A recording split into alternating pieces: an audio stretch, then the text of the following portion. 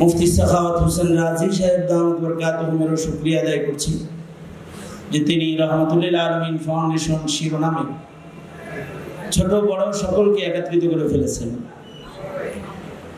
উম্মতের এখন সবচেয়ে বড় একটা দুর্বল যে হালত, তার ভিতরে একটা বড় দুর্বলতা হলো উম্মত বিভক্ত।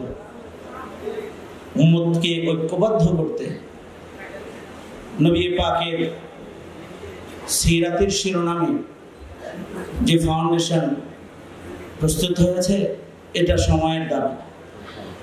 কারণ এই সময়ে সারা দুনিয়ার কুফরি শক্তি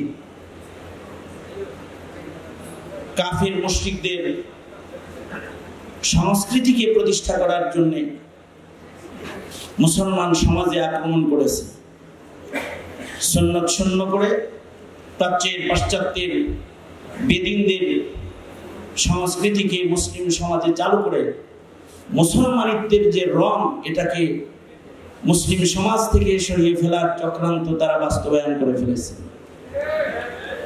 এই সময়ে হারিয়ে যাওয়া মুসলিম ঐতিহ্য আবার মুসলিমকে শিখাইতে অথবা নবী পাকের সিরাতের আল্লাহ পাকের মনোনীত রং এটা মুসলিম মিল্লাতকে দেখাইতে সিরাতের খুব বেশি আলোচনা এবং পয়গম্বর আলাইহিস সালাতু ওয়াস সালামের জীবন সংগ্রাম, জন্ম থেকে মৃত্যু পর্যন্ত নবীজির শান ও মাকাম উম্মতের কাছে তুলে ধরা এখন বর্তমান সময়ের এক ফরিজা কাজে পরিণত হয়েছে। এমনিতেও নবী আলাইহিস সালাতু ওয়াস সালামের সিরাত তো নবীজির মুজিজা, নবীজির অসংখ্য অগণিত মুজিজা।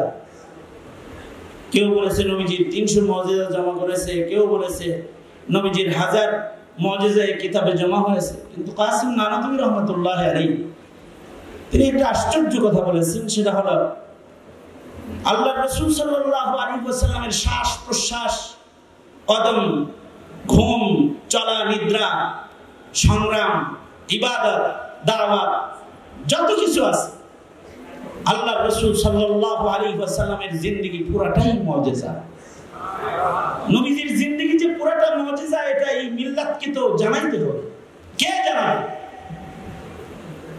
দল সংগঠনের নামে যখন সবাই যখন একমুখী, তখন রহমাতুল্লিল আলামিন সরওয়ারে দু আলম নবীর সিরাতের পয়গাম জাতির কানে পৌঁছে দেওয়ার জন্য সাখাওয়াত হোসেন রাজির হাত ধরে এক দল নওজওয়ান উলামায়ে কেরাম এর ছায়াতলে একত্রিত হয়েছে। আমি মনে করি এই রহমাতুল্লিল আলামিন ফাউন্ডেশনের যে কার্যক্রমগুলো, এর যে নীতিমালাগুলো বন্ধুবরের কাছ থেকে দেখেছি, আমার দেখে মনে হয়েছে বর্তমান সময়ের উপযুক্ত একটি পদক্ষেপ হলো রহমাতুল্লিল আলামিনের শিরোনামে সাইয়্যিদুল মুরসালিন নবীকে জাতির কাছে তুলে ধরা। কারণ উম্মতের কাছে যেন আমরা নবী তুলে ধরতে না পারি, এ কারণে গোমাতা প্রবেশ করানো হয়েছে শিক্ষানীতিতে। আমরা যেন নবীর আদর্শ শিক্ষা দিতে না পারি, এ কারণে শিক্ষা সিলেবাস পরিবর্তন করে এখানে ডারউইনের ভ্রান্ত মতবাদ প্রবেশ করানো হয়েছে। নবীর জীবনী না, বানরের জিন্দেগি পড়ানো হয়েছে। আমরা যেন আমাদের পয়গম্বর আলাইহিস সালাতু ওয়াস সালামের সিরাতকে উম্মতের কাছে আমাদের সন্তানরা যেন খুঁজে না পায়, তারা যেন বুঝতে না পারে, তারা যেন নারী পুরুষের চারিত্রিক জীবনটাও যেন হারিয়ে ফেলে। কারণে ট্রান্সজেন্ডার কেউ শিক্ষা সিলেবাসের ভেতরে প্রবেশ করে মুসলিম মিল্লাতকে ধোঁকা দেওয়ার চেষ্টা তারা করেছে। এমন পরিস্থিতিতে আমি মনে করি রহমাতুল্লিল আলামিন ফাউন্ডেশন যেটা, এটার মাধ্যমে আল্লাহর রাসূলকে, আল্লাহর রাসূলের সিরাতকে, নবী আলাইহিস সালাতু ওয়াস সালামের আদর্শিক জীবনকে, নবী আলাইহিস সালাতু ওয়াস সালামের প্রতিটি শ্বাস প্রশ্বাস, ইবাদত, বندگی, আখলাক, চরিত্রের যত দিক রয়েছে, এই দিকগুলোকে যত উম্মতের কাছে আমরা সুস্পষ্ট করে তুলে ধরতে পারবো, তত আমাদের সন্তানরা নাস্তিক মুরতাদের জবাব দেওয়ার শক্তি অর্জন করতে পারবে। যারা এই সমাজে নাস্তিকবাদ প্রতিষ্ঠা করে সাইয়্যিদুল মুরসালিন নবীকে বিতর্কিত করার দুষ্ট মিশনে যারা জড়িত, তাদের মোকাবেলায় রহমাতুল্লিল আলামিন ফাউন্ডেশন এক আলোর বার্তা নিয়ে আগমন করেছে। বন্ধুরে আয়োজনকে উত্তরোত্তর উন্নতি কামনা করি।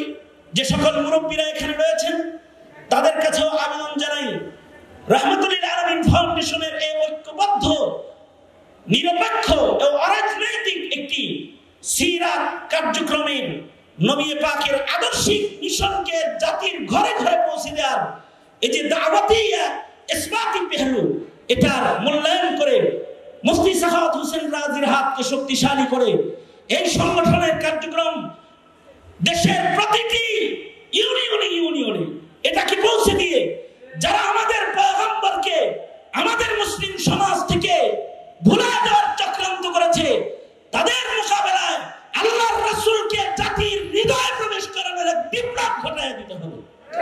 যদি বিপ্লবে সফল হতে পারি তাহলেই নবী পাকের ইজ্জতের হেফাজত হবে। কারণ নবীজির প্রেমিক যতক্ষণ পর্যন্ত কেউ না হবে, নবীজি সম্পর্কে যতক্ষণ পর্যন্ত কেউ না জানবে, ততক্ষণ পর্যন্ত হামজারা হতে পারবে না, আবু বকর ওমর হতে পারবে না, মুআয আর মুআবিদ হতে পারবে না। নবী প্রেমিকের খাতায় নাম লেখায় ইমানের শ্রেষ্ঠ দস্তখত করার যোগ্যতা, যে দস্তখতের কালি হয়ে যায় তাজা রক্ত, এটা দেওয়ার যোগ্যতা আসবে না যদি নবী পাকের মুহাব্বত জাতির ভেতরে প্রবেশ না করানো হয়। সামনে তো কারণে আমি এই ফাউন্ডেশনের উত্তরোত্তর উন্নতি কামনা করি।